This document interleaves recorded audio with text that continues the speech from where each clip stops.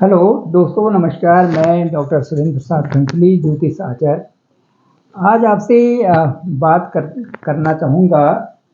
जो कुंडली में मंगल और शुक्र होते हैं और शनि होते हैं, ये एक प्रकार से आपका पूरा संघर्ष जो जीवन का होता है उनके एक धुरी के तरह होते हैं। इसके साथ साथ बृहस्पति की तो है ही अपने अपनी एक अलग सी छटा, लेकिन इसके साथ साथ में मैं बताना चाहूँगा कि मंगल और शुक्र यदि एक साथ बैठे हों और पीड़ित हों तो कुंडली में यदि किसी को आध्यात्मिक योग मिल भी जाता है, लेकिन साथ साथ में उसका जीवन संघर्षरत होते हुए और उसको एक ऐसी स्थिति दे देता है कि जो कभी कभार घर से अलग स्थिति दे देता है और उसको आध्यात्मिक जीवन और दाम्पत्य जीवन से बैरागी बना देता है और कई सारी ऐसी स्थितियां बन जाती हैं। शनि भी यदि पीड़ित होता है और शुक्र कहाँ बैठा हुआ है, इसका बड़ा इम्पोर्टेंट रोल जीवन चक्र में होता है। यदि कभी ऐसा होता है कि शुक्र नीच का हो और ठीक है, उसको प्रतिभाशाली तो बना दिया, लेकिन उसके साथ साथ में यदि पंचम में केतु के साथ में हो, आध्यात्मिक तो बना दिया, परंतु अष्टम भाव में यदि शुक्र बैठा हो तो ऐसी स्थिति दे देता है कि जिसमें या तो पत्नी का स्वास्थ्य खराब हो गया या तो पति का स्वास्थ्य खराब हो गया। नीच का भी हो और अष्टम भाव में हो तो इससे बड़ी स्थितियां खराब हो जाती हैं। तो दोस्तों, मैं आपको ये कहना चाहूँगा कि हमारे कुंडली में जितने भी प्लेनेट होते हैं उनका हम पे जो ग्रह होते हैं अपने गोचर जो करते रहते हैं, उनका हम सभी पर, जितने भी पृथ्वी में हम जितने भी लोग हैं और जितने भी वनस्पति है और जितना भी पूरा जगत है जो मृत लोग है, इस पर पूरा प्रभाव पड़ता है। तो ये एक लॉजिकल है और एक साइंटिफिक है कि ऐसा होना ही होना होता है। वो उसमें उस जातक की कुंडली में लिखा होता है। यदि बृहस्पति है, केतु है पंचम भाव में और शुक्र की दशा भी कमजोर है, तो कई स्थितियां ऐसी आती हैं कि जातक का पहले से ही लिखा हुआ है कि उसकी शादी होनी नहीं है, तो कुंडली बता देती है कि इसकी किस्मत में ये चीज़ें नहीं हैं।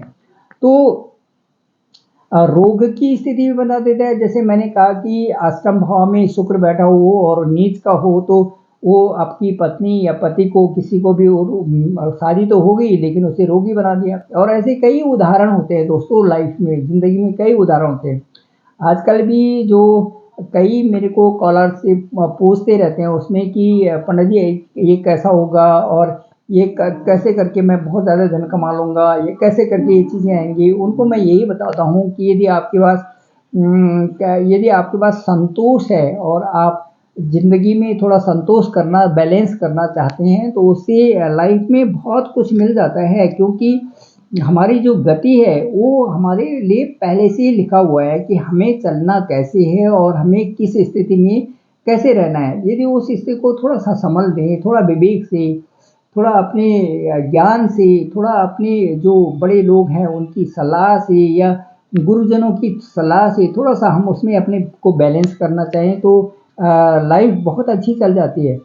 और ऐसा भी होता है कभी कुंडली में कि जो जैसे कर्क राशि का एक है और दूसरा जो है कुंभ राशि का है या कुछ इस तरह से है। कहीं कहीं पर जो है थोड़ा सा जो है चलाने में, उसमें बैलेंसिंग में थोड़ा प्रॉब्लम हो जाती है। उसमें ये उसका तथ्य यही होता है कि जो प्लेनेट का जो आपका गोचर है, जो ट्रांजैक्शन है, वो बहुत महत्वपूर्ण होता है। और आपकी जो कुंडली है, जो जातक की कुंडली है, जिससे कि जो जन्म के समय में जो जातक की कुंडली बनी हुई है, उसका एक महत्वपूर्ण रोल हो जाता है। क्योंकि वो एक एक स्टेप करके गोचर करते रहते हैं। जैसे मैंने आपको पहले बताया था कि बृहस्पति एक हाउस में 1 साल रहता है और शनि एक हाउस में 2.5 साल रहता है, और उसके बाद जो जो और प्लेनेट है उनकी स्थिति भी 18 महीने, जो 1.5 साल के लिए राहु रहते हैं।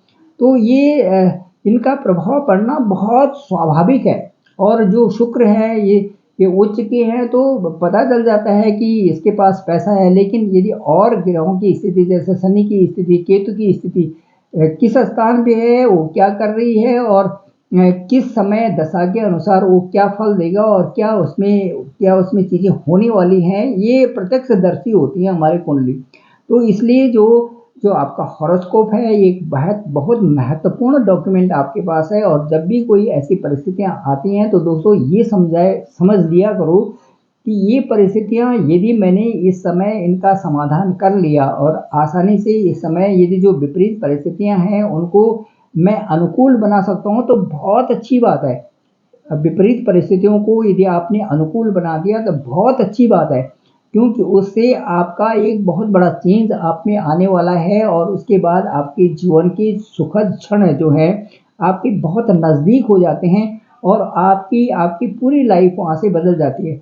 लेकिन यदि प्रतिकूलता को आपने एक्सेप्ट नहीं किया और उसके बाद प्रतिकूलता के अगेंस्ट आप जो है उस समय संघर्ष कर रहे हैं, गलत ढंग से कर रहे हैं और आप जो है साफ सुथरे नहीं हैं, आपके मॉरल वैल्यूज ठीक नहीं है, आपका चरित्र ठीक नहीं है और कई सारी चीज़ें ठीक नहीं है, तो उससे आप पे प्रतिकूल प्रभाव पड़ेगा ही पड़ेगा।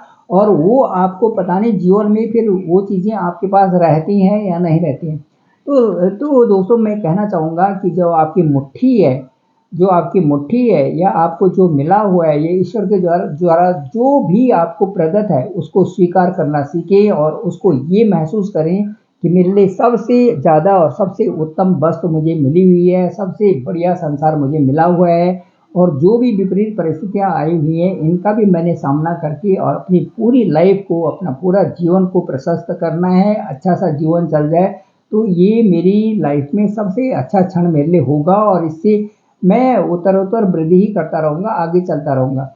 तो दोस्तों सबसे अच्छी बात ये है कि अ, जो संसार है, संसार की चीज़ों पे हमें तभी ध्यान देना चाहिए जबकि हम किसी का भला कर रहे हों, और बाकी संसार की चीज़ों पर उन पे ध्यान नहीं देना चाहिए जो कि हमारे लिए दुखद हों। और उस परिस्थितियों में और उन चीज़ों में नहीं घुसना चाहिए जिनका कि हमारे शरीर पे, हमारे इस मस्तिष्क पे और हमारे हृदय पे जिनका कुठाराघात होता है, जिनसे हमें बुरा लगता है, उन चीज़ों को एक्सेप्टेंस नहीं कर लेनी चाहिए। क्यों उनको उनको एक्सेप्ट करके हम अपने जीवन के कई ऐसे बहुमूल्य क्षणों को जो है खराब कर जाते हैं जो कि नहीं होना चाहिए।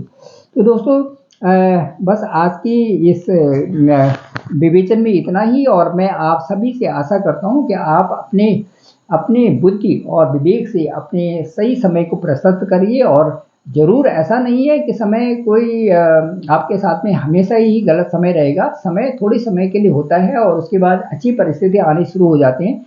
तो अनुकूलता में ही जो है संसार है, अनुकूलता आपको बहुत जल्दी मिल जाएगी यदि थोड़ा सा पेशेंस तो करिए। बाकी ग्रहों की दशा तो आपके हाथ में है, वो आप उसको किस तरह से ग्रहण करते हैं और उस तरह से किस तरह से उसको एक्सेप्टेंस लेते हैं। जैसे जैसे कोई भी परिस्थिति होती है तो उसमें अनुकूलता के लिए थोड़ा सा चाहिए, थोड़े से आपके अच्छे शब्द चाहिए, थोड़े से आपके अच्छे विचार चाहिए, थोड़ा सा आपका अच्छा विवेक चाहिए और उससे आपका समय बहुत अच्छा हो जाता है।